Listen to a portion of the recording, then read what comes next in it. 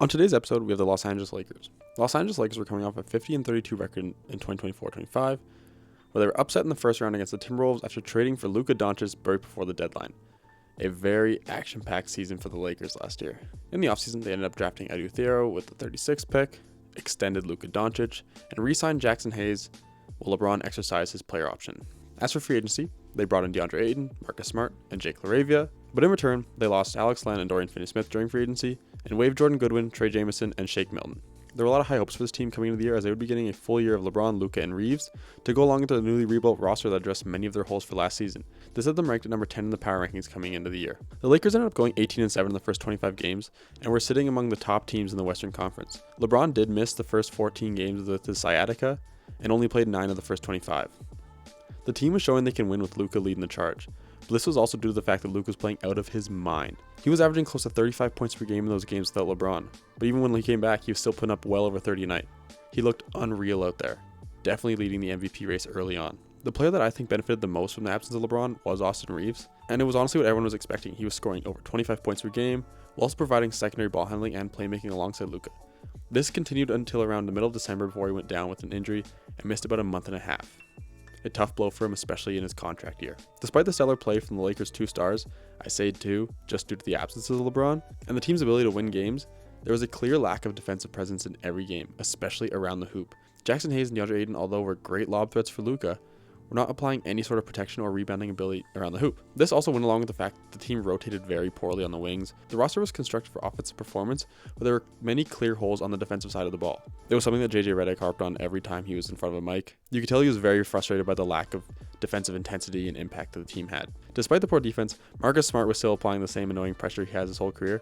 Probably the only positive on defense in every game, just a consistent pest at the point guard position, doing exactly what he was brought in to do. The Lakers did have a guy like Jared Vanderbilt on their bench, but due to his inability to provide any sort of offensive ability, his minutes were quite low, so his impact on the defensive side was never really noticed. During the opening stretch, the Lakers struggled with health tremendously, never really getting to see their big three together for extended periods of time.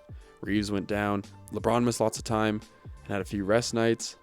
Luka seemed to be the only one that was consistently in the lineup, except for when his kid was born and he missed a couple of games. With the amount of time missed to their big three, guys like Rui Hachimura and Jake LaRavia were the ones that ended up getting most out of the opportunity, and did exactly what they needed to as role players. Rui shot the ball well, especially from mid-range on the corner, and LaRavia was a decent relief point guard option. His scoring was definitely up and down, not really giving them what they brought him in to do, a little bit inefficient, but he was still providing those relief point guard minutes when he had to. The Lakers came into the deadline with a 31-19 record, sitting comfortably in the playoff race, and also just getting Reeves back in the lineup. The team knew they had a clear lack of depth shooting, or any consistent shooting at all, so they went out and traded Gabe Vincent and a second-round pick to the Atlanta Hawks for Luke Kennard to address this need.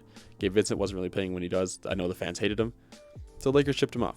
Didn't really cost them too much to bring in a sharpshooter. The second half of the season was when we finally got to see the big three get consistent minutes together, and the team looked great. Defense was definitely still an issue, but they were performing well enough on offense to minimize the impact it was having. And outside of the three stars, Rui Hachimura was probably the best player during this stretch, giving the Lakers everything they needed from that forward position, from scoring, rebounding, and even enough defensive pressure to make an impact in the games. As we approached the end of the season, Luka Doncic and Austin Reeves ended up going down within the last couple weeks of the year, and were both looking like they would miss an extended period of time. But despite this, the team still finished the year with a 53-29 record, good for 4th in the West, and drew them the Houston Rockets in round 1 of the playoffs. The Lakers came into the series as a massive underdog due to their injuries and lack of depth, but this did not stop them. They came out and played their ass off every game, headlined by big performances from LeBron, Luke Kennard, and Marcus Smart. They ended up winning in 6 games and also got Reeves back mid-series. This led them right into their second round matchup with the Thunder, and it did not go as well. The series ended in a sweep, as they just could not compete with this very dominant Thunder squad, ending their season there. Some guys that I haven't talked about just yet, but I should mention, first one being Dalton Connect.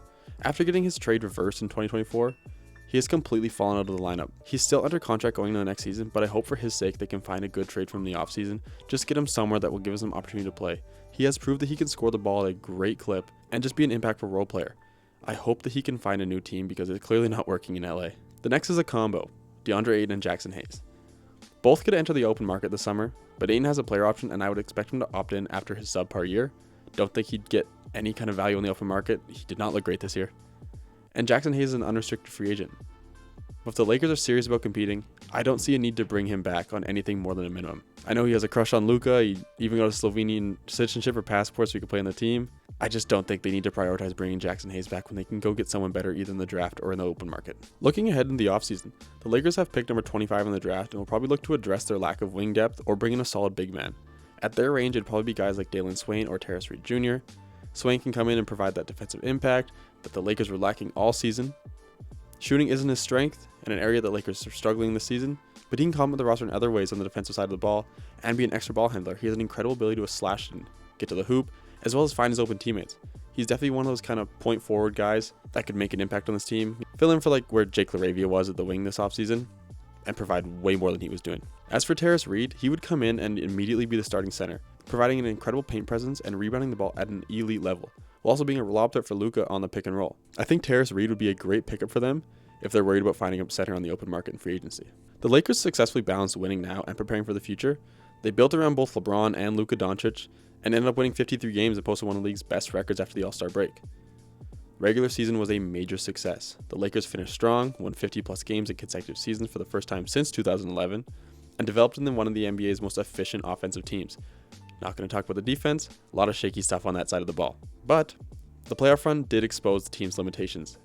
Despite surviving the first round without Doncic, the Lakers were quickly eliminated by the defending champion Thunder, highlighting the roster gaps that still exist around their stars. I did touch on this a little bit earlier, just talking about it a little bit more again. Doncic is now firmly the franchise centerpiece, and every major decision this offseason will be made with maximizing his strengths and championship window in mind.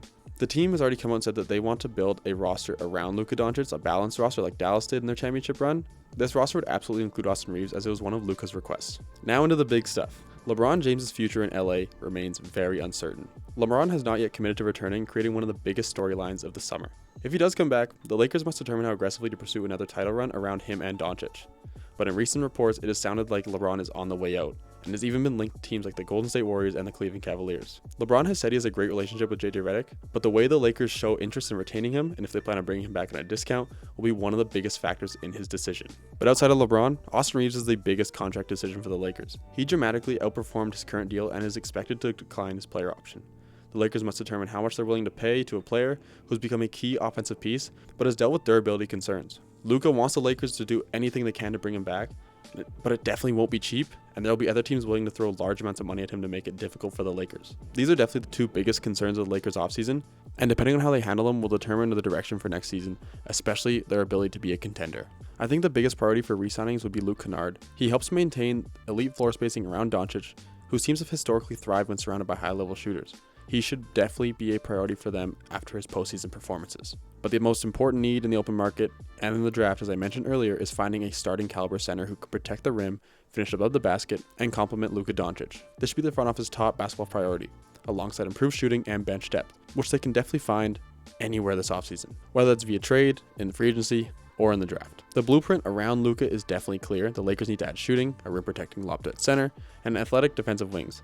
Same roster formula has historically brought the best out of Doncic-led teams, and it is what the Lakers promised Luka. The Lakers are unlikely to prioritize contract extensions this offseason because none of their eligible players appear close to signing one, most notably Austin Reeves, who has already indicated his plans to test unrestricted free agency.